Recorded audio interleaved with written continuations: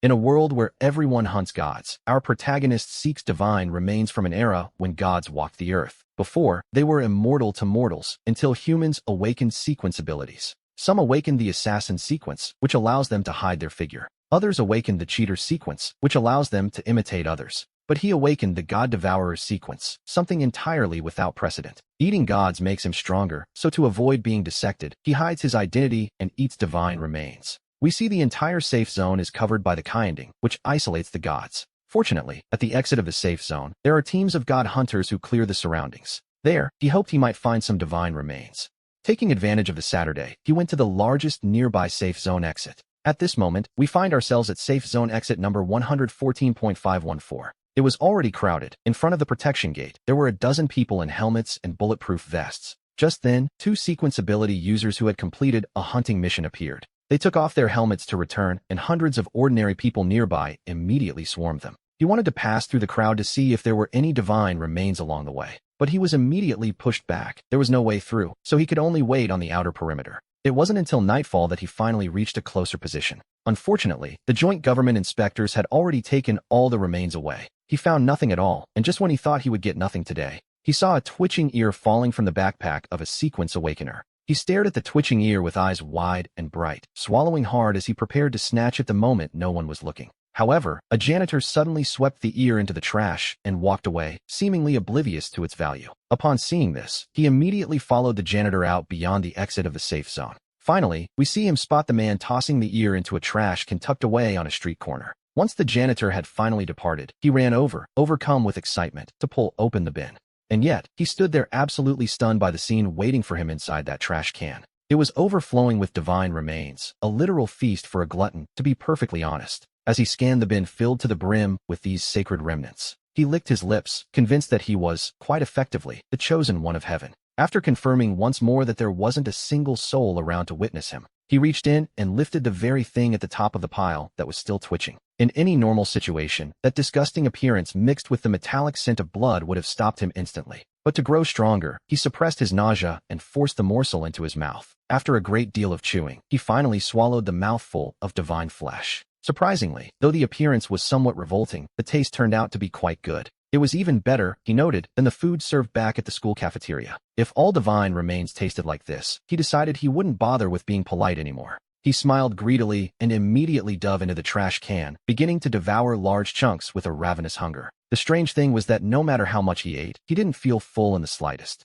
Perhaps, as we might suspect, this bottomless hunger was directly related to his unique sequence ability. After more than an hour, he finally finished devouring every last divine remnant in the trash bin. At that very moment, a mysterious message flickered across his mind. His sequence, the God Devourer, had officially reached a promotion. Current status, level 2. New abilities unlocked, voracious gluttony and blood shadow. It seemed he could now even digest raw gods without any trouble at all. He also gained a new skill called violence, lasting for 10 minutes. His strength, agility, and physical endurance would triple, and he would feel no pain during that time. He had finally ascended, and this new combat ability meant he now possessed a terrifying potential. He was becoming a true master of the hunt, destined to track down deities. After all, scavenging through trash containers wasn't a long-term solution, but he faced a much larger problem. He couldn't let a single soul discover that he belonged to the God Devourer Sequence. He needed to find a way to disguise himself and confuse others, and right at that moment, things changed. Disordered footsteps echoed from behind as a criminal came stumbling toward his position. If this man were to discover the anomaly in the trash bin, the consequences would be dire. Fearing the area would soon be locked down, he knew he had to clean the blood off his body and leave. He quickly stuffed over 10 divine remains into his bag, threw it on, and took off running. Fortunately, it was only one criminal. If he were caught with a bag of divine flesh, he'd have no defense. Clutching the blood-stained backpack, he navigated through the dark alleys, planning to run all the way home. But just as he turned a corner in a particularly dark passage, a dagger suddenly came flying out of the shadows. It was aimed directly at his right eye, but luckily, his agility already surpassed that of ordinary men, allowing him to dodge. 3 men stepped out from around the corner, their faces twisted with a ferocity he hadn't expected. They joked about how, even while sleeping, a fat sheep had delivered itself to them, and he coldly asked what they wanted. "What do we want?" they mocked, as if the answer weren't already perfectly obvious. It was a robbery, of course, and though he had no money, he felt an overwhelming sense of anxiety. The divine remains could be exposed at any second, and he knew he had to get away from there immediately. One of them brushed back his greasy hair with a malicious grin, claiming that having no money wasn't a problem. All he had to do was hand over the backpack. It seemed these three were very interested in his cargo. He looked at the bag in his arms and covered the bloodstain with his hand, realizing things were looking quite bad. He told himself he couldn't give it up, even if he tried to claim there was nothing valuable inside. They demanded he open it, noting that a boy running that fast through the alleys looked like someone making an escape. They were convinced he was carrying some sort of shameful treasure hidden away in that bag. If he just left the goods behind, the three of them could pretend they had never seen a thing. Otherwise, they warned him he wouldn't escape a beating, even if he did manage to run away. They threatened to go to the police, claiming they had seen his face clearly under the street lamp when he entered. They had already memorized his features, and hearing this, his feet, ready to bolt, suddenly came to a halt. If these three had truly seen him, the danger of being exposed was far too great to ignore. Deep down, he knew that if they reported him, all his previous hard work would be completely ruined. Left with no other choice, a dark, murderous intent began to rise within his heart. The sudden ferocity in his eyes was immediately noticed by the bandits, who were well acquainted with the city's gray zones. "Boss," one whispered, "the look in this kid's eyes, it's like he actually wants to kill someone." Kill? With what? He was, after all, just a poor boy in their eyes. They reasoned that if he harbored such murderous intent, the treasure in that backpack must be worth a fortune. And so, the three of them decided they would simply take that wealth for themselves. As they spoke, each of the three men drew a knife, the blades glinting in the dark. They lunged to stab him one after another. He had only one goal before, but now, things had changed. If fate demanded their deaths, he told himself, then they could hardly blame him for what came next. With a direct strike, he moved with startling speed, hitting the face of the man closest to him. The moment his fist connected with the man's nose, he clearly felt the vibration of a sharp fracture. The man was sent flying off the ground by the punch, landing nearly 8 meters away. He rolled several times across the stone slabs, before finally coming to a complete stop. The other two witnessed this and shivered with fear, realizing instantly they had provoked a special ability user. Though he had struck them, he hadn't realized his own strength. Despite their terror, the two didn't retreat. It had become a matter of life and death, where begging for mercy would serve no purpose at all. Deep down, they believed the only way to survive this encounter was to kill him first. The two rushed forward even more manically, stabbing wildly with the knives gripped in their hands. His left leg stepped back, and his right leg launched a flying sweep, kicking one of them directly in the waist. More sharp cracks of breaking bones echoed through the air, vibrating right through his own leg. The man's body bent at a strange angle, swinging through the air before crashing into the last remaining bandit. Without a moment's hesitation, he leapt forward, closing the distance to the final attacker. The bandit stood there, dazed and confused, as our protagonist slowly raised his fist once more. "Forgive me, I'll give you all the money I have." It was only at this point that a desperate survival instinct forced the bandit to choose begging for his life. He didn't give the man a chance to keep talking. His fist struck the bandit's cheek, shattering his skull instantly. It was irreversible. After killing 3 people in a row, the bloodlust in his heart gradually faded, replaced by an inexplicable emptiness. He stared into the air with a certain disillusionment, having never expected to become a killer, though, to be fair, it was for self-preservation. There was really nothing left to say as he looked down at the 3 corpses cooling on the ground. Suddenly, he recalled something he had read on the internet once before. It seems there are certain sequences that can read a person's final memories, and he had to ensure he wouldn't be exposed. He wrapped his fists in one of the men's garments and, with grim efficiency, destroyed the heads of all 3. He carefully inspected the scene, cleaning away the bloodstains before searching their clothes for any coin. After taking everything of value, he dragged the 3 bodies into a dark, abandoned warehouse nearby. He set the place ablaze, burning the corpses along with his own blood-stained jacket, a necessary, if drastic, precaution. He did this specifically to prevent any sequencer from tracking him down through the scent of the remains. Once he confirmed the flames had engulfed them, he fled the scene at full speed and finally returned home safely. We see him find a deserted spot where he quickly consumes all the divine remnants hidden in his backpack. He burned the backpack and his jacket as well, then began to count the money he had taken from those 3 thugs. After finishing the count, he sat there stunned. Amidst the pile of common copper coins, something else caught his eye. There was actually a single, brilliant, fluorescent coin sitting right there in his hand. You have to understand, it takes 10,000 copper coins just to exchange for 1 single silver coin. These gangsters were surprisingly wealthy, and really, what are the odds that 3 rich thugs would ever go to the police? Wasn't this essentially a suicide mission? He had survived, yes, but he had just laid the groundwork for stealing divine remnants. He had also added a murder case to his record, and he didn't dare spend that silver coin. After all, he was just an unemployed orphan. Where would he even get that much money? He realized he needed to find a sequencer identity that could be used in public. No matter what happened, he couldn't tell a soul that he was actually a God Devourer. With that in mind, he took 20 copper coins, went to an internet cafe, and logged onto a forum to search for useful information. If a sequencer wants to improve their level, they must follow the specific model provided by the Sequence Administration. But our protagonist was different. He only needed to consume gods to ascend. In a way, it was as if he had discovered a permanent cheat code for life. If he was going to register with the administration, he had to find a specific sequence to use as a disguise. Finally, his eyes settled on a particular sequence that seemed to fit his needs. The Inner Shadow Assassin, at the level of an assassination apprentice. The skill was called Lifeline, and it allowed the user to act within a 5-minute window. It would double his agility, though after those 5 minutes, he would be weak and barely able to move for half an hour. His own violent ability completely overshadowed the assassin's skill, but right at that moment, things took a turn. Outside the internet cafe, a loud commotion suddenly broke the silence. The owner pleaded, saying it was just a small business, and he couldn't handle the trouble they were bringing. He had just been thinking there might be a report filed, and it seemed his intuition was correct. The police had arrived right at his doorstep, which, naturally, was the worst possible timing. Whether they were there for him or not, he knew he had to deal with the situation immediately. In a rush, he deleted his browser history and quickly looked for a way to disguise his appearance. Just as he finished, 7 or 8 police officers burst into the internet cafe. Everyone immediately stepped away from their computers, startled by the sudden intrusion. "Get down to the side with your hands behind your heads," they shouted. They barked orders for everyone to move quickly, ensuring no one could leave the premises. One officer raised his weapon, demanding that everyone keep their hands visible. The officer yelled at him angrily, and he immediately raised his hands in a panic. "Officer, I'm right here," he stammered, trying to appear as harmless as possible. The policeman ran straight toward him, his focus sharp and intimidating. He glanced at the computer screen and said with clear disgust, "Watch less of this kind of stuff.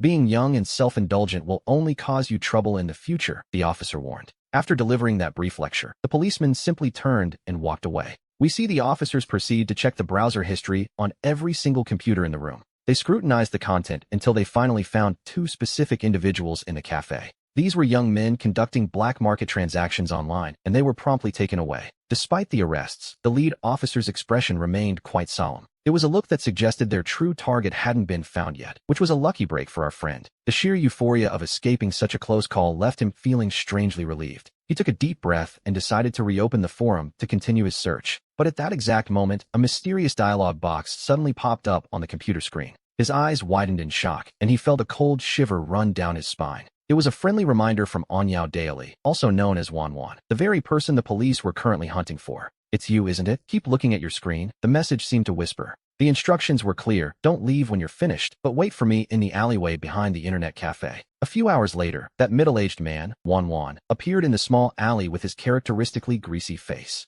He noted that the young officer was looking for our friend, and he had a very specific theory as to why. "It's because you killed someone, isn't it?" he asked, cutting straight to the point. Even without a confession, Wanwan knew, the last time he visited, it was to check the sequence ability user forum. And now, on this second visit, the police had arrived almost immediately after him. Seeing him quickly delete the forum history led Wanwan to assume that a life must have been taken. The demand was simple. He wouldn't tell a soul about these matters, provided he was given a camp coin. As he demanded payment for his silence, Wanwan's greasy face practically trembled with excitement. He seemed to be celebrating the grand discovery he had made through his own supposedly sharp observation. Our friend fixed Wanwan with a sharp, piercing gaze, acknowledging the man's suspicion about the murder. He wondered why the man wasn't afraid of being killed himself. Wanwan simply wiped the cold sweat from his face and replied. He had already drafted an email to report him, complete with a close-up photo from the surveillance footage. This email was set to be sent to the police station's inbox at 3 o'clock tomorrow morning. Every single day, he would reset the timer, pushing the delivery back by another 24 hours.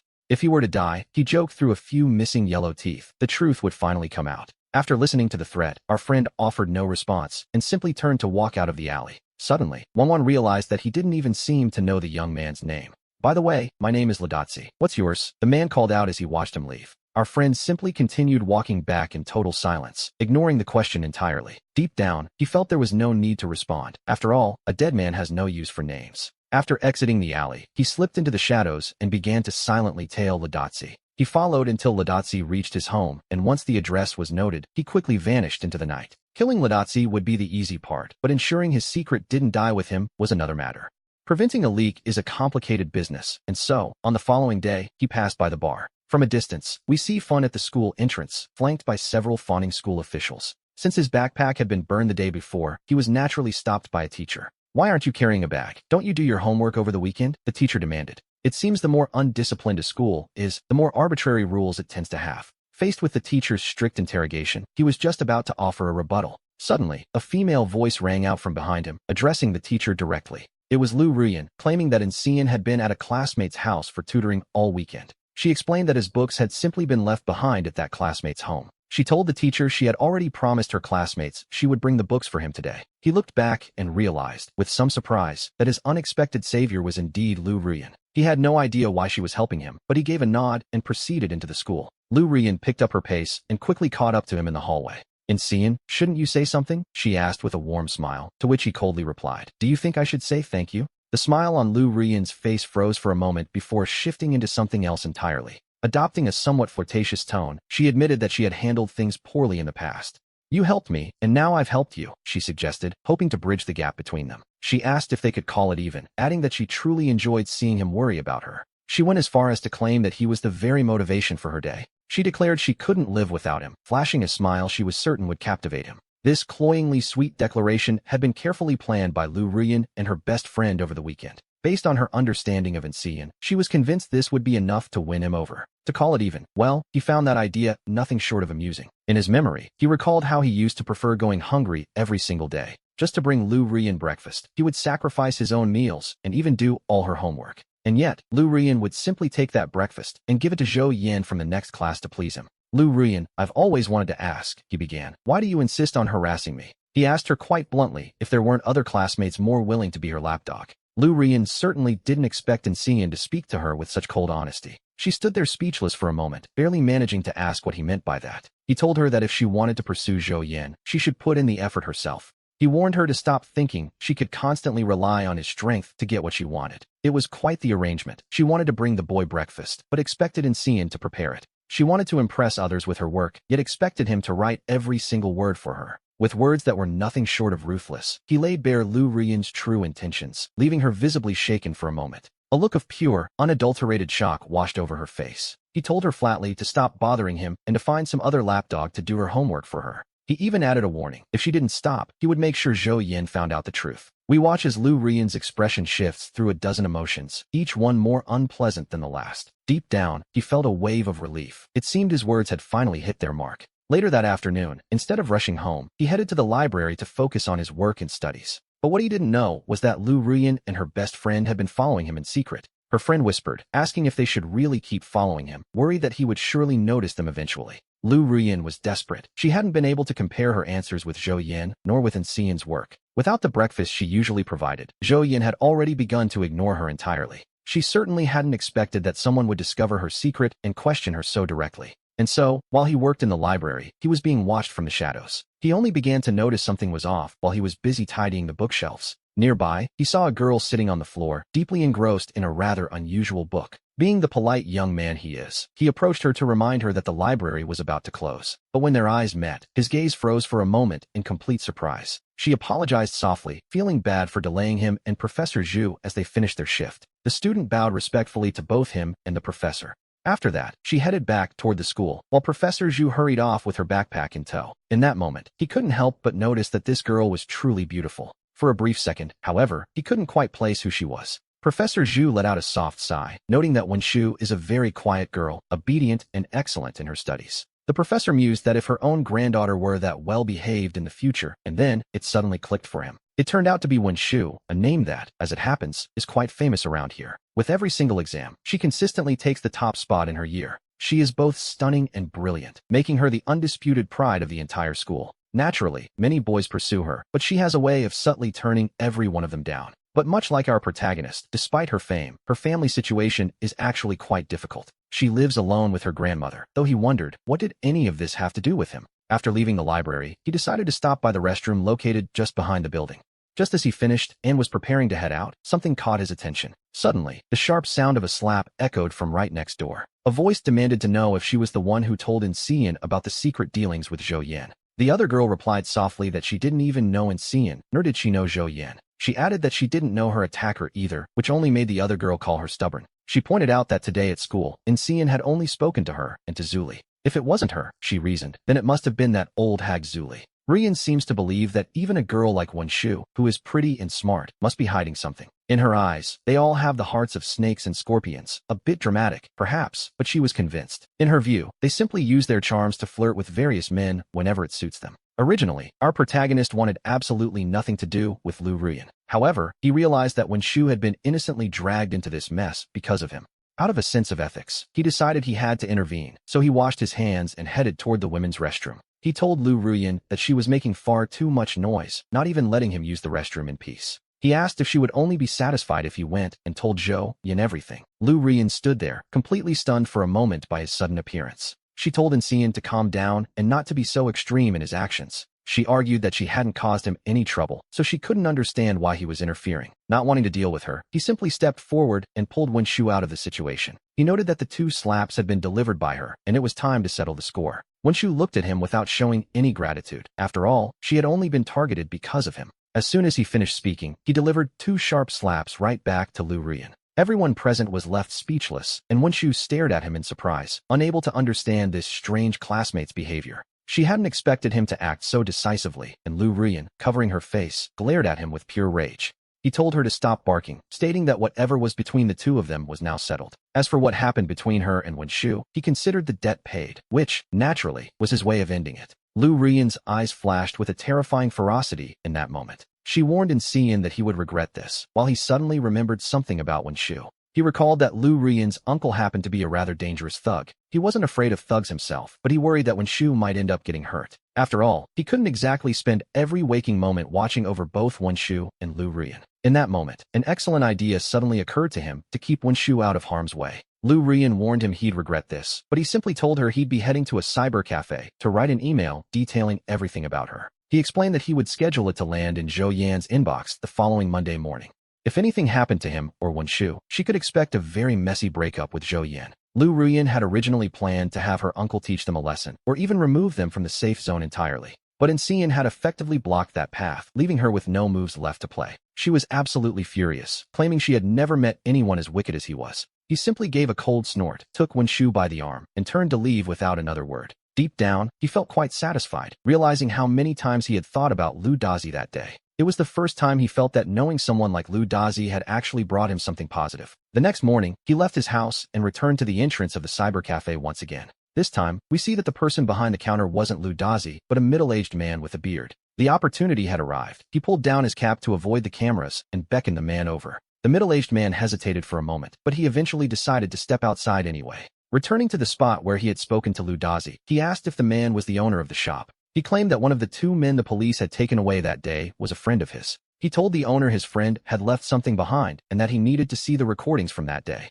The owner simply snorted, thinking this was just some brat trying to pull a fast one on him. The owner asked him if he really thought he could just access the recordings whenever he pleased. Insean countered by saying that what was left for him was worth 20 silver coins, and he'd offer one as a reward. With that, he pulled out a silver coin and asked again what his friend had left behind. The coin, emitting a faint white glow under the starlight, immediately caught the shop owner's greedy attention. The owner's eyes flickered with interest before he finally led Insean to a small, dark warehouse next to the cafe. He told him that all the recordings were kept there and asked what exactly he was looking for. Insean nodded, saying he would search for a while, and began reviewing the security footage. When he finally found the footage from that day, he realized the recordings held the key to everything. The man introduced himself as Guan Defa, though he told Insean he could just call him Afa. Insean simply noted the name, telling Afa he would certainly remember it. He promised to report back on the matter, assuring the man that as long as he was fine, there would be no trouble. After leaving the cyber cafe, he allowed himself a small smile and began heading toward Lu Dazi's house. By now, he was 99% certain of the truth. He felt confident that he could finally resolve the entire situation regarding Lu Dazi. Every piece of evidence told him the same thing. Lu Dazi had been lying to him all along. The supposed screenshots of the recordings that had been used to threaten him didn't even exist. Finally, he could rest easy and effectively sign Lu Dazi's death warrant. He broke into a run, moving through the streets as fast as his legs could carry him. Upon reaching Lu Dazi's home, he slowed down, creeping up to the front door on his tiptoes. There was trash piled at the entrance, and to simulate a break-in, he chose not to force the door, but simply kept knocking. Insean lowered his voice, doing his best to sound like a 30-year-old neighbor from next door. He complained loudly that the trash in front of the door smelled terrible and demanded it be moved immediately. From inside, Lu Dazi's impatient voice rang out, asking what business it was of some mental patient. He shouted back that the trash wasn't blocking the hallway and that there was plenty of room to pass. Seeing that Lu Dazi was flatly refusing to open the door, our protagonist decided to change his tactics. He threatened to keep shouting and warned that if the door didn't open, he would simply wait right there at the entrance. He added that eventually, Lu Dazi would have to leave for work, and then he'd personally complain to the boss. Upon hearing this, the bravado of the corrupt official Lu Dazi weakened almost instantly. He grumbled that he was coming, clearly annoyed by the persistent neighbor, or so he thought. He promised to throw the trash out in a little while, trying to buy himself just a bit more time. Insean insisted it be done right now, and finally, Lu Dazi relented, telling him to wait just a moment. The sound of rustling clothes followed as the man dressed himself to head out with the garbage. Lu Dazi finally reached the entrance, and we hear the distinct click of the lock turning. He was just about to say, "Here I am," but before the words could leave his mouth, he lost consciousness. He collapsed instantly. Insean had carefully controlled his strength the very moment the door swung open. He delivered a sharp uppercut directly to Lu Dazi's chin, knocking him out cold before slipping quickly inside. He caught the man's obese body to prevent the sound of the fall from alerting any of the neighbors. In one fluid motion, he shut the door tight and dragged Lu Dazi toward the bedroom. After tying him up, he stuffed the man's own smelly socks into his mouth and began searching the house. To be honest, there wasn't much to find. Lu Dazi only had a few hundred copper coins to his name. He didn't actually need the money, but he had to take it anyway to make the scene look like a common robbery. After being busy for a while, we hear a muffled sob coming from behind him. He turned around to find that Lu Dazi had already woken up and was staring at his bound self in pure horror. Lu Dazi shook his head desperately, trying to beg for mercy, before his eyes turned fierce as if attempting to threaten him. Insean spoke as if it were nothing, mentioning that he had spoken with Wandefa today and inviting the man to guess the topic. Lu Dazi was stunned, the corners of his eyes twitching incessantly as he stared at the smile of the person standing before him. It was as if he were looking at a demon. Insean walked to the kitchen, grabbing a bottle of cooking oil and a stack of bags. Greed, as they say, must always come with the awareness that there is a price to be paid. He had come to collect that price, and minutes later, he felt a sense of relief watching Lu Dazi being swallowed by serpents of fire. He left the house, ran down the stairs shouting fire, and then headed toward the campus as if nothing had happened. Thanks to his excellent physical condition and his violent skills, he escaped Lu Dazi's neighborhood and reached the school in no time. The journey took only 5 or 6 minutes, which, while slower than his usual pace, was perfectly acceptable for his plan. It was an almost perfect alibi, and he hoped the police would close the case as quickly as possible. Ideally, they would simply classify the whole ordeal as a tragic robbery gone wrong. In a few days, once the storm had passed, he knew he should head to the sequence administration to officially register. This lingering sensation of having his neck strangled was becoming quite bothersome. It was even more painful than what he felt with science, and he told himself he must be careful not to get caught in the future. He finally arrived at the school, making sure to keep his expression calm and serene. No one could have imagined, of course, that just 10 minutes earlier he had taken a man's life. That afternoon, as he finished tidying the library shelves, he saw Wensu studying there, just as she did every single day. And so, we see them leaving the school together, eventually arriving back at the same fork in the road from yesterday. As they were about to part ways, Wensu said her goodbyes, but just as she turned to leave, he suddenly grabbed her backpack strap. He offered a smile, though his eyes remained cold and entirely indifferent. He told her he would walk her home today, leaving Wensu completely confused by the sudden gesture. She couldn't help but wonder why Insean seemed like a completely different person all of a sudden. She insisted it wasn't necessary, but without giving her a chance to argue, he took her hand and began walking toward her house. Wensu frowned, trying to pull her hand away, until she heard him speak in a very low, serious tone. He mentioned that he had warned Lu Ruyan yesterday and hadn't expected her to have the nerve to follow him again today. At that moment, Wensu was caught entirely off guard by the revelation. She looked back in a panic, searching the shadows, but she couldn't see anything at all. With a hint of fear in her voice, Wensu pointed out that her house wasn't even in this direction. He simply scanned the alleyway, looking left and right with a calculating gaze. Then he looked at her and smiled, asking if she really thought he would commit a murder right in front of her doorstep. The word murder made Wensu's eyes widen even further in shock. She wanted to believe he was joking, but that cold look from a moment ago told her he was perfectly serious. She asked what Lu Ruyan could possibly do, suggesting she could just slap her and send her away. He looked back and clarified that it wasn't Lu Ruyan he was worried about. With a disdainful smile, he continued pulling Wensu along through the narrow streets. Wensu looked back as well, and that was when she noticed 7 or 8 dark shadows suddenly emerging in the alley they had just passed. These figures were armed, carrying iron bars and short daggers that caught the light, a far cry from a simple schoolyard grudge. Wensu immediately looked up, her face gripped by a sudden, sharp panic. She looked at him, her voice trembling as she realized those men were coming for them. She explained it must be Lu Ruyan's uncle, a notorious local thug who already had blood on his hands. As for why he was following them, Insean took a moment to reflect on the situation. The goal was likely to kill them both, starting, most probably, with a brutal beating for him. As he speculated on what they might do to her, Wensu instinctively covered her neck in fear.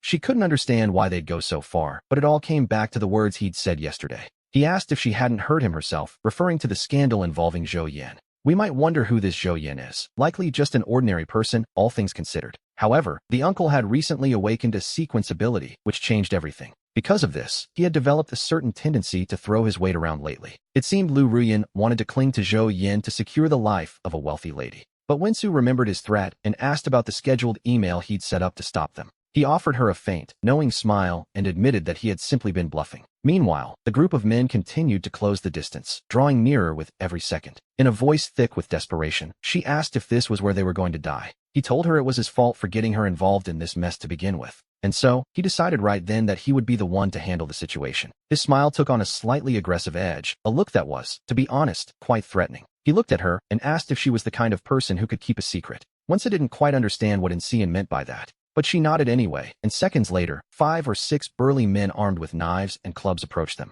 The man leading the pack, his body covered in tattoos, looked at him and burst into a mocking laugh. He asked why he wasn't running, taunting him by saying he probably wasn't very good at it anyway.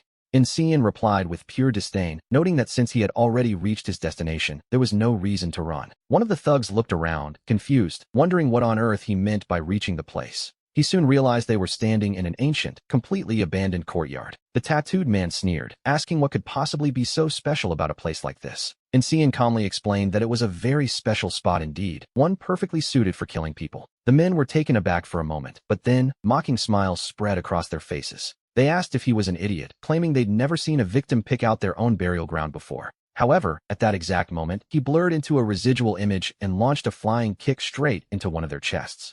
No one actually saw what happened, they only saw their companion standing right next to them suddenly go flying through the air, leaving the others to look back in a state of total panic. In an instant, that man's chest was crushed like a deflated ball, completely flattened by the impact. Just before it happened, his face had been a mask of pure shock and terror. The dark atmosphere blurred his features, adding a grim layer to the scene. It was a sight that filled everyone present with an inexplicable, bone-chilling fear. Seeing their comrade in such a state, they immediately realized that Insean was a sequence wielder. They couldn't believe it. How could a student with awakened sequence abilities be in a dump like Wan's school? Before they even had a chance to react, he launched another punch, striking with the force of a cannonball. He hit one of them square in the throat, and the man collapsed as his head snapped back like a broken kite. The body flew several meters through the air, landing right in front of Wensu and making her scream in terror. The rest of the group scrambled back several paces, desperate to put some distance between themselves and the boy. And yet, we get the feeling that when Wensu screamed, she didn't actually seem all that frightened. Insean pushed aside any thoughts about how strange she was acting and turned his gaze toward the survivors. The tattooed man was trembling with pure fear, cold sweat pouring down his face as he stood there, completely paralyzed. It was as if he'd lost his soul, while the 2 other survivors immediately began to beg, "Big brother, have mercy." They pleaded for a second chance, desperately claiming they had no idea what they were getting themselves into. They insisted that a man named Changlan told them to come, and that this had nothing to do with them. Insean paid them no mind, simply delivering 2 swift kicks directly to their chins, which was quite a final answer. The 2 men were sent flying backward, landing headfirst with 2 sickening thuds against the ground. And just like that, they departed together for the next world, a permanent retirement, one might say. In the end, only the tattooed man remained, his very soul shaking so violently he was unable to speak. Insean gave him a casual pat on the shoulder and asked, with genuine interest, if he knew about his history with Lu Ruyan. He noted that he originally might have called the man uncle, but unfortunately, things had changed. Changlan reacted instantly, forcing a smile that looked even more miserable than his own daughter's expression. He stammered that there was still a chance, and that they could still be a family, which was a bit optimistic.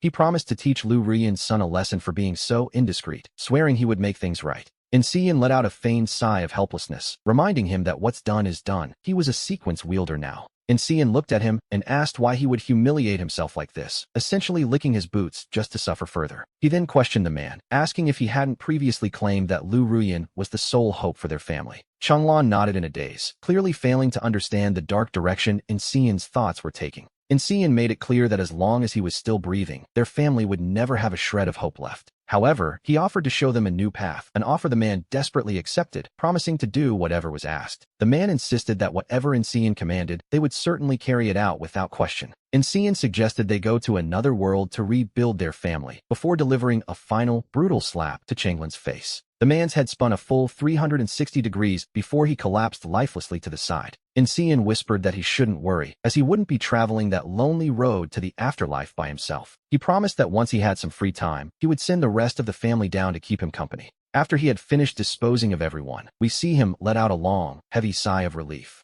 It was another killing, though he found himself wondering exactly how many lives he had taken by now. He couldn't remember, nor did it seem to matter, as he turned his gaze toward Wensu standing at the edge of the patio. As he approached her, he noticed that Wensu was trembling from head to toe, visibly shaken by the display. He remarked that out in the wasteland, she was actually a sequence wielder herself, which changed things. Then, she surprised him by asking if he had thought about how he was going to get rid of all the bodies. To be honest, Insean hadn't expected Wensu to be worried about the logistics of the crime scene. He asked if she wasn't afraid he might kill her too, a question that caught Wensu completely off guard. She scratched her head in genuine confusion, looking at him as if the idea hadn't even crossed her mind. She simply asked why he would kill her, just because she had witnessed him committing a few murders. But when Shu wasn't convinced, noting that if he truly wanted her dead, he could simply let her walk home alone. The others would surely take care of it for him, so why would he go through all the trouble himself? Insean nodded in agreement, realizing that she was far more observant than she let on. To be honest, it was the first time he had witnessed such a scene and remained so remarkably calm.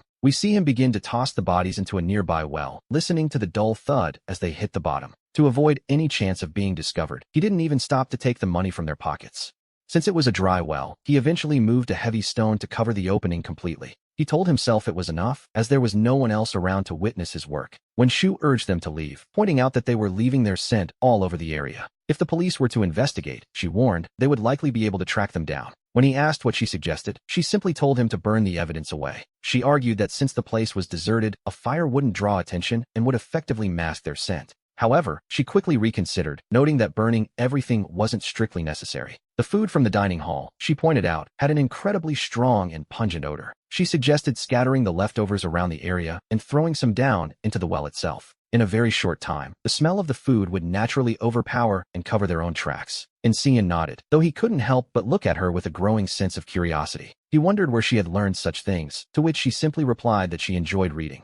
She claimed she had seen it in books, leaving him to wonder what kind of books actually taught that. He asked what she was reading, as there shouldn't be manuals on how to commit the perfect crime. Insean looked again at the fragile girl before him, who barely reached his chin, and sighed, realizing people truly cannot be judged by appearances. Once back at her home, when Shu took several deep breaths, trying her best to steady her emotions after everything that had happened, she finally turned and opened the door, softly calling out to her grandmother. As soon as she announced she was back, the candle in the room was lit, casting a warm glow. Even though the grandmother is blind, she always sits by that candle every day, waiting for her granddaughter to return from school. And once when Shu is safely inside, she lights the flame for her, a small but meaningful ritual. The old woman asked why she was so late today, calling her by her nickname, Nan Nan. When Shu simply replied that she had run into a few things, which was certainly one way of putting it, she went straight to the kitchen and began serving the food she had brought home from the dining hall earlier. A series of soft clinking sounds echoed as she set the glass containers down. As she listened to the sounds of Wenshu keeping herself busy in the kitchen, the grandmother's smile gradually faded, replaced by a look of deep bitterness and concern. She sighed to herself, sensing the scent of another person lingering on the girl's clothes. Worse still, she caught the faint metallic tang of blood, suspecting Wenshu had gone out to kill with someone again. We move to the following afternoon, where we find Insean returning to the familiar surroundings of the internet cafe. He knew he had to register as a sequencer before the college entrance exams if he wanted any hope of applying to a sequencer university. He found Wandefa and got straight to the point, telling him he wanted to report a false sequence to the administration. When he asked what he should keep in mind, Wandefa immediately looked away, his eyes darting nervously. The man stammered, asking why he was being consulted, claiming he couldn't possibly know the answer. He insisted he was just an ordinary person who wouldn't dare get involved in matters concerning the administration. Insean sat down in the chair and crossed his legs, looking quite comfortable. He asked Wandefa if he really thought that silver coin had been so easy to earn. The truth was, if he wanted to register a false sequence, he couldn't simply walk through the front door. He would need to find someone to help him, someone on the inside. But who? The very idea that someone within the administration would dare to help falsify records was shocking. And yet, even within the Sequenceability Administration, there are those willing to bend the rules. Wandefa hesitated for a moment, claiming he had no idea who could provide such a dangerous favor. Insean pressed him, asking for at least a name, someone who knew the inner workings of the administration. Finally, the man gave in, the police officer, Luo Yi. He explained that one day, 3 years ago, she had come to see him. She had asked him to set up a computer with a hidden IP address for her. On the screen, she was messaging someone, hoping that person could help her obtain a new identity. Insean nodded, having heard enough, but he told the man he still needed one more thing. We move to the following morning, where the officers are arriving at the police station one by one. Luo Yi was among them when a colleague mentioned she had received a letter. She took the envelope, feeling a bit confused as she looked at the strange, twisted handwriting. She wasn't sure when it had arrived, perhaps last night, or maybe early this morning. Thinking it might just be a child's prank, she smiled and opened the envelope to take a look. But as she read the contents, the smile on her face froze instantly. The message was simple: 7 o'clock tonight, in a deserted alleyway. Luo stared intently at the masked figure standing deep within the shadows. "You were looking for me," she said, to which he replied that he wanted an introduction to the person who falsified her sequence. Luo Yi's pupils dilated suddenly as she processed the masked stranger's bold request. He calmly advised her to remove her right hand from the pistol hidden beneath her trench coat. He warned her that even if a shot rang out, she wouldn't be able to kill him. And once that happened, there would be no turning back, leaving Luo Yi to question his certainty. To be honest, she hadn't expected this person to see right through her subtle movements. Such sharp perception and predictive ability were rare, yet she still kept her hand firmly on the gun. She told him he was overconfident, doubting that his movements could ever be faster than a bullet. He told her not to bother, explaining that before coming, he had scheduled a mass email to be sent to the police station. By tomorrow morning, the entire station would know that her sequence was a complete fabrication. If he didn't return tonight to delay the timer, she would be exposed, making his death a hollow victory. Luo Yi was stunned. She truly hadn't expected the masked figure standing before her to be so prepared. He clearly had an ace up his sleeve, and for the first time, she felt a genuine flicker of fear. Furthermore, he stated quite simply that she didn't have the power to kill him at all. While Luo Yi stood there dazed, he activated a violent ability, kicking off the ground with immense force. He shot forward like a bolt, and by the time he stopped, Luo Yi's pistol was already in his hand. He reminded her that he had been telling her the truth all along, even if she refused to believe it. Sometimes, facts are the only way to prove a point, and Luo Yi's gaze instantly turned to one of pure terror. She confessed she didn't know the person's identity, only that friends had told her he could handle such a request. She explained that she only knew one thing. The person was a regular client in a chat room called ActionToon. To find him, one had to enter the chat room 8 times in a row, and he would proactively make contact. Having shared everything she knew, she tentatively asked if he could return her weapon. We see him mentally reviewing Luo Yi's words before he looked up to meet her gaze once more. He simply shook his head, noting that getting the gun back would require paying a different price. He demanded to know her real sequence, a request she dismissed as nothing more than a dream. Luo Yi trembled with pure rage, finding his cold, murderous intent to be utterly bone-chilling. She cried out that it hadn't been easy for her to finally become a police officer. She asked if this ruthless demon wouldn't be satisfied until he had completely destroyed everything she worked for. Sequence. No matter how much Luo Yi raved or complained, he only repeated the question with icy indifference. When Luo Yi finally opened her eyes, her focus returned to the man standing before her. Her eyes were bloodshot from the sheer madness of the moment, and we wonder if she had finally broken. A single tear escaped, sliding slowly down her cheek as she reached her limit. Pleasure. She revealed her sequence was pleasure, offering a desperate, hollow smile after the confession. He looked at her, and it was as if her very spirit had been sucked right out of her body. At that moment, he finally understood exactly why Luo Yi had chosen to hide her sequence identity. The pleasure sequence is most famous for its level 1 ability, known as extreme pleasure. And as it turns out, extreme pleasure isn't just effective on humans, it works on the gods themselves. Therefore, those of the pleasure sequence usually hide their identities, living as ordinary people to stay safe. Because once their secret is discovered, it marks the beginning of an eternal and inescapable doom. But he didn't stop there, noting that the street was completely deserted at that hour. He commanded her to use the extreme pleasure ability on him, asking if she really wanted to be pushed into a dead end. She pleaded with him, crying out that she had already told him everything and wondering what more he could possibly want. Luo Yi's voice eventually faded away, yet he remained entirely expressionless, unmoved by her distress. He insisted she activate the ability, needing to confirm for himself that she truly belonged to the pleasure sequence. Otherwise, he warned her that he would simply leave with her weapon, which, naturally, was a threat she couldn't ignore. She felt she had finally won. She wiped away her tears and began to fix her messy hair. She insisted she wasn't a hedonist and asked him, with some curiosity, how he had even discovered her secret. He had managed to discharge half of the energy, and everything slowly returned to its original state. She asked if she could have her gun back now, but he told her she would have to wait 10 minutes. He demanded she release the Titan ability once more, wanting to see if she was a true Titan or just a cheater imitating the skill. Deep down, he knew that if he was right, those of the cheater sequence couldn't imitate the same ability twice in a row. Luo Yi's relaxed smile vanished instantly, replaced by a sudden, sharp tension. She remarked on how truly troublesome he was, admitting that, in the end, he was right about her.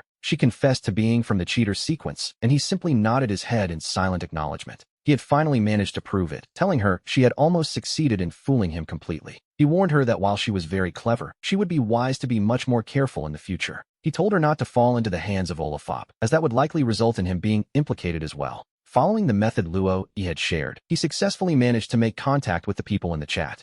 Just as he was preparing to leave, we hear the sudden, frantic cry of one Defa echoing from outside. "Officer, it's very late. My internet cafe is just about to close," we hear one Defa pleading. He asked what they were doing there again, as the police had arrived to conduct a surprise inspection. Juan Defa reminded him of this loudly, and Incian immediately understood the hidden meaning behind his words. The Alliance had already cleared the browser history, but before he could even think of a way to prove his innocence, the warehouse door was thrown open, and the person who entered wasn't Juan Defa, but a man in civilian clothes. He wore a scarf, carried a carved cigar, and possessed a striking head of silver hair. A few more people followed him inside, all of them dressed in standard police uniforms. "Inspector Olafop, how did you get here, sir?" one of them asked with clear deference. Incian realized this was Olafop, the very detective Luo he had warned him about just moments ago. He wondered what exactly he should be looking out for, his mind racing with a flurry of questions. The inspector questioned why a team was inspecting a cafe at night, specifically regarding the 3 bodies found in the alley. Or perhaps they were investigating the illegal dissection of divine remains, a much more serious matter.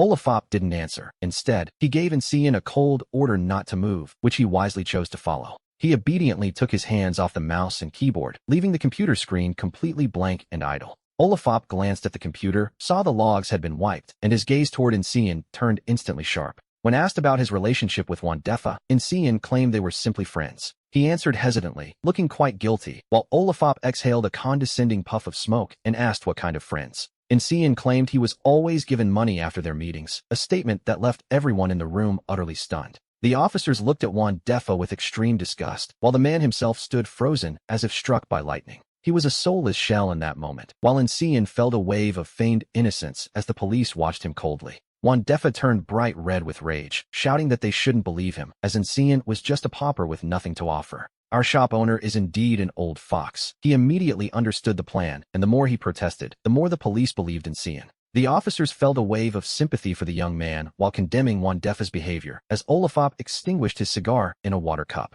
The inspector told him to go home and rest before leaving the warehouse, followed by the others, while Incian went to register his sequence as agreed. With his sequence now officially on the books, he knew the principal would soon learn of his awakening, meaning tomorrow he could do as he pleased. The next morning, he arrived at school with great expectations, finding the principal standing at the gate, though not for a routine inspection this time. We see a bright red banner celebrating Incian, a senior student, for successfully becoming a sequence user, as the principal checked a photo in his hand. He looked from the photo to the boy and immediately recognized the student before him as the new pride of the school, Incian. The principal offered his warmest congratulations on the awakening, while the surrounding students whispered in shock that someone from such a poor background had succeeded. Some told others to lower their voices, wondering if they too might have a chance to awaken now that a sequence user stood among them. The principal reached out for a handshake, but since Incian had a lunchbox in one hand and the other in his pocket, he didn't give him the satisfaction. The principal's expression froze, sensing that things weren't quite right, so he simply smiled awkwardly and invited him to his office for a chat.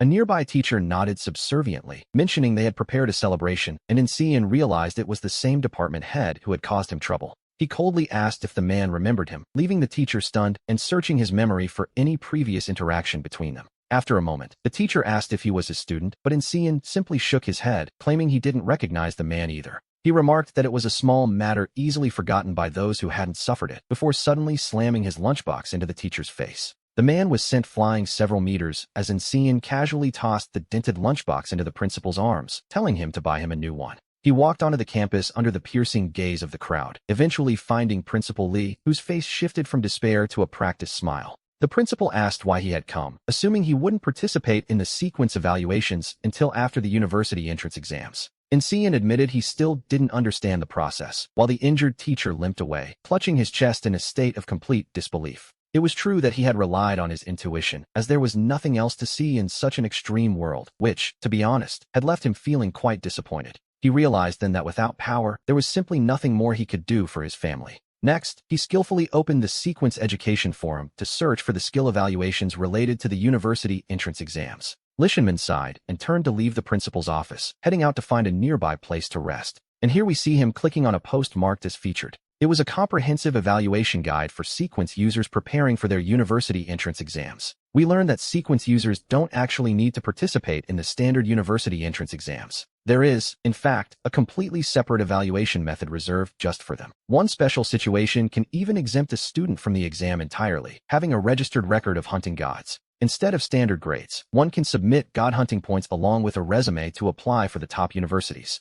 He considered this option, thinking of the immense combat power his God Devourer Sequence had granted him. He felt a sudden surge of euphoria, realizing this was his golden ticket to the best university in the land. Just then, the computer emitted a sharp beep, breaking his train of thought. It seems Lishaman had forgotten to log out of his messages, and curiosity, that old friend, prompted the boy to open the chat. We see a message from a user named Tintin, addressed quite affectionately to Brother Tianmin. She told him she missed him and asked if he could keep her company later that night. She even sent a rather scandalous video, which he watched in its entirety with a look of stern, moral judgment. He eventually clicked the X to close the window, though he made sure to download the video first. But when he opened the downloads folder, he found himself completely stunned by what he saw. There were dozens of them, making him wonder if Lishaman was really just an ordinary principal. Thinking about this, he immediately opened the information section for people with sequence abilities. He entered Lishaman's name, and, sure enough, he found the reason why the man was so popular with women in this world.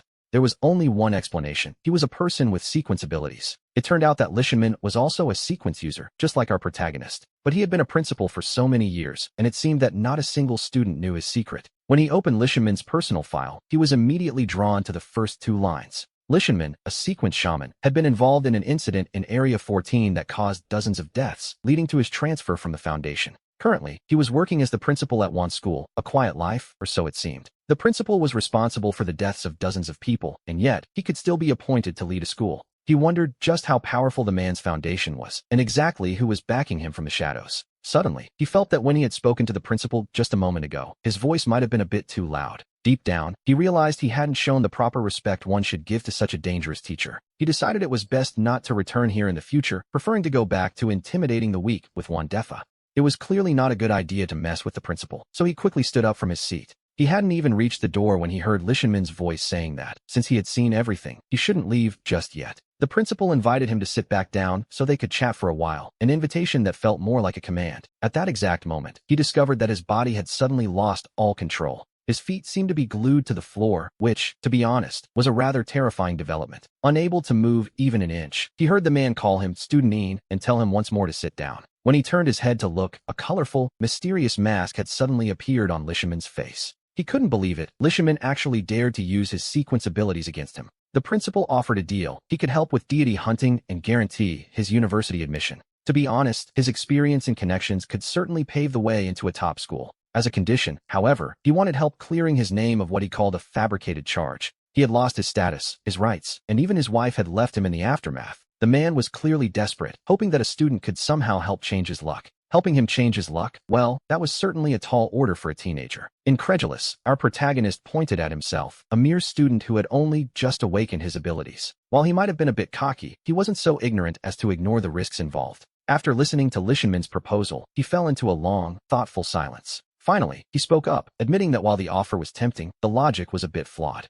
A deal with such disproportionate benefits and risks is almost always destined for failure. He suggested changing the terms. First, he would help complete a specific god-hunting task. In exchange, the principal would provide the greatest possible support for his university admission issues. But as for clearing the man's name, he admitted that was simply beyond his current reach. That goal was far too ambitious. After all, one must eat a meal one bite at a time. It was hardly realistic to expect everything to be resolved in a single stroke. Lishaman agreed and asked for just one thing first: help finding someone with the cheater sequence. Upon hearing this specific request, he found himself feeling more than a little surprised. The reason was simple. The murder accusation stood because someone had seen a shaman sequence user at the scene. I'm the only one with a registered shaman sequence, Lishaman explained, his voice heavy with the weight of the accusation. He suspected a cheater had been at the scene, mimicking his appearance to frame him, a classic, if rather cruel, setup. After listening to the story, our protagonist wasn't entirely sure if he could pull this off. However, for him, it was actually a piece of cake. He knew Officer Luo Ji belonged to that exact sequence.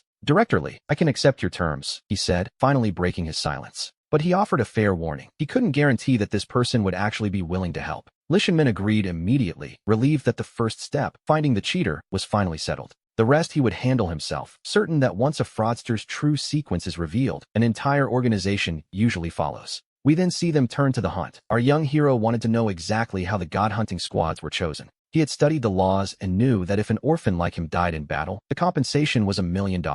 Deep down, he worried about joining a group of unscrupulous people who might just kill him for the payout. Lishaman suggested a bold alternative. He should simply be a one-man team, standing as his own squad. This way, he could earn double points, with the director acting as his insurer and companion, a generous offer, to be sure. On the following day, he donned his gear and left the school, with Lee following close behind him. It was only then that the teachers and students realized Director Lee was actually a powerful sequence user. An hour later, as the gates shut behind them, the familiar safety of the school finally faded away. As the outer gates slowly groaned open, he faced the world outside the safe zone for the very first time. Director Lee, follow me, he said, choosing the path with the fewest people and moving forward with purpose. Lee Shinmin was surprised for a moment by the boy's confidence, but he didn't question it and followed along.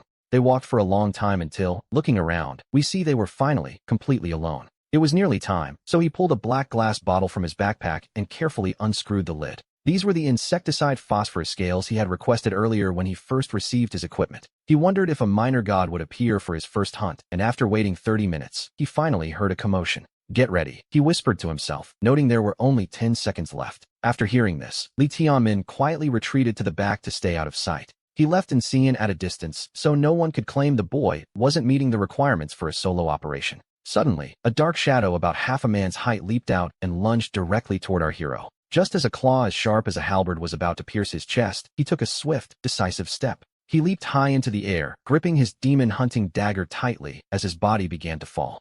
He aimed the blade to stab directly into the head of the creature. However, just as he was about to succeed, a sickening cracking sound echoed through the air. The head of this deity suddenly twisted a full 180 degrees, a truly unsettling sight. He even caught a glimpse of a strange, demonic smile reflected in the creature's two disgusting features. Looking into those round, insect-like eyes, he realized he had no choice but to abandon his attack. Instead, he kicked off the creature's shell and leaped away once more. As he jumped, two long black lotuses suddenly sprouted from the creature's dark, round eyes. They grazed the shield of his mask, and after missing their mark, the beast tried to retract them. He seized the opening, driving his weapon into the creature's head through its very nostrils. He collapsed onto the shell of the fallen deity, taking a moment to adjust his breathing. With a divine corpse this large, he knew that if he ate it all, his power would truly soar. It was time to get to work, so he cut into the calf joint of the Yin Shiyan, emptied the meat from inside, and fashioned a straw. He inserted it into the body of the fallen creature and began to frantically suck out the green juices contained within. He continued this way, drinking deeply for about a minute without stopping even once. Eventually, the juices ran dry. He let out a satisfied burp and wiped the residue from the corner of his mouth. After that, he closed his gas mask and leaned back lazily against the shell of the high alien. Lee Tianmin, watching from not too far away, had absolutely no idea what Inseen had just done. Suddenly, the man felt a strange sense of nostalgia. The boy seemed to be having quite a lot of fun on his own. After resting for a short while, we suddenly hear the distant sounds of a slaughter taking place. It seemed that another insect-slaying squad was approaching the area. A few hours later, we see him observing a ground littered with the corpses of fallen deities. He wiped away the last of the juice hanging from the corner of his mouth, looking quite content. At that very moment, the sequence information within his brain began to shift and change. The God Devourer Sequence was ascending to a new height. His current sequence level reached the third stage, the Brave Knight. He gained a new skill, the Dual Badge, which permanently increases the user's total strength after killing a deity. It offered a staggering 100% increase, though the skill carried a cooldown time of 1 year. He realized that if he used his violent skill, his current strength would already be 3 times higher than normal. If he then activated the dual badge, wouldn't his power increase 6-fold all at once? The thought was staggering. He knew that the sooner he used it, the sooner it would recharge for the future. Without hesitation, he immediately activated his violent skill and followed it by triggering the dual badge. After setting his sights on a long-whiskered worm, he brought his foot down, fueled by his new sequence level and the blessing of his violent skill. This single stomp instantly carved a hole into the ground, half a palm deep. The long-whiskered worm didn't even have time to struggle before meeting its end. It passed away without any pain, and immediately after, he felt a surge of power flooding his entire body. With every attribute enhanced, he stepped on a nearby long-legged worm, and this time his calf sank halfway into the earth. After stowing the last of the loot into his bulging backpack, he called out to Lee Tianmin. It was time to head to the safe zone, and after waiting for over 40 minutes at the exit, his turn finally arrived. When he pulled the zipper open, everyone standing nearby widened their eyes and held their breath in shock. With a loud crash, the original armor plates spilled eagerly out of the backpack. As they scattered across the floor, he offered a faint, knowing smile. He told them to please maintain their professional attitude and continue with the inspection. A strange, heavy silence suddenly fell over the entire area. It took a moment, but eventually, someone in the crowd managed to react. Every single one of the original armor plates before them had come from the hands of this young man, Inseen. It seemed impossible that one person could possess so many original armor plates. They argued that not even he and the person beside him working together could have gathered such a haul. Several onlookers, who were far from humble to begin with, were now turning red with pure indignation. They began kicking and shouting incessantly, looking as if they wanted to swallow Insien alive. Even the inspection staff from the administration could hardly believe what their eyes were seeing. They had never been asked such a thing before. How exactly did he obtain so many original armor plates? The inspection officer's tone was cold and sharp, as if he were interrogating a common criminal. Insien responded calmly, asking if the administration had a rule requiring him to explain his methods. As he spoke of hunting gods, the inspector's expression became visibly sour and unpleasant. But, with no other choice, the man had to proceed with the inspection according to the regulations. The entire process dragged on for over 2 hours until, finally, the staff announced the results. For Insien's god hunting rewards, the total came to 800 god hunting points.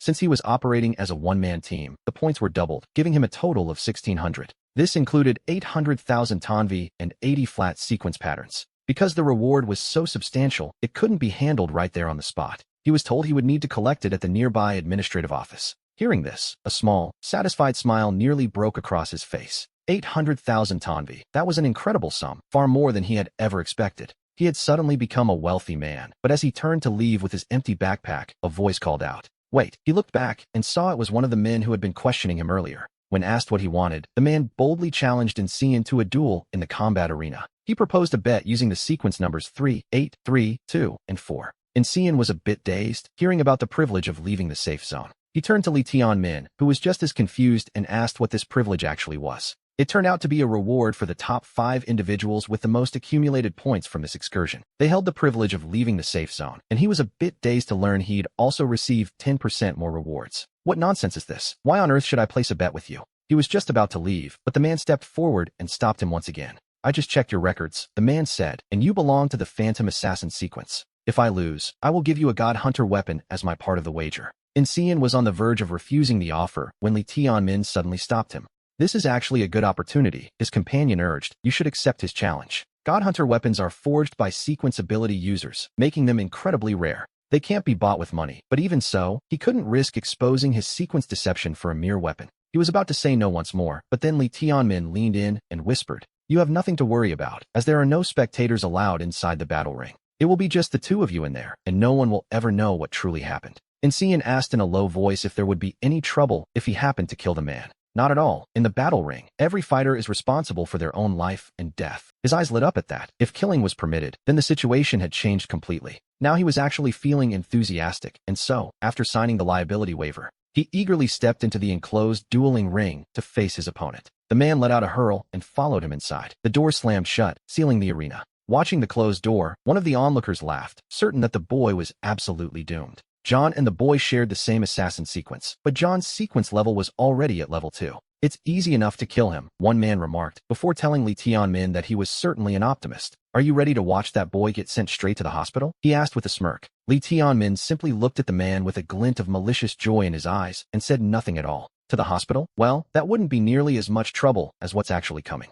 We can send him directly to his funeral instead." Inside the ring, as the door clicked shut, John immediately drew a scimitar from his waist. He activated his assassin skill and swung the blade toward Insien's back, a classic move, really. "You must pay for your ignorance and your recklessness, you little insect," he hissed. John was already imagining exactly how he would torture Insien once the boy was at his mercy. In his mind, the price for such arrogance had to be paid in full. Yes, John had already planned out every agonizing detail of the torture he intended to inflict later. However, just as he thought he had landed a critical blow, Insien suddenly vanished from right in front of him. How is this possible? Just as John's vision blurred with a golden light, the boy had already appeared at his side. Insien's raw strength already far exceeded that of average sequence users, especially with a dual metal that quadrupled his attributes. With 12 times his normal strength and agility active, John found himself completely unable to mount a defense. John's body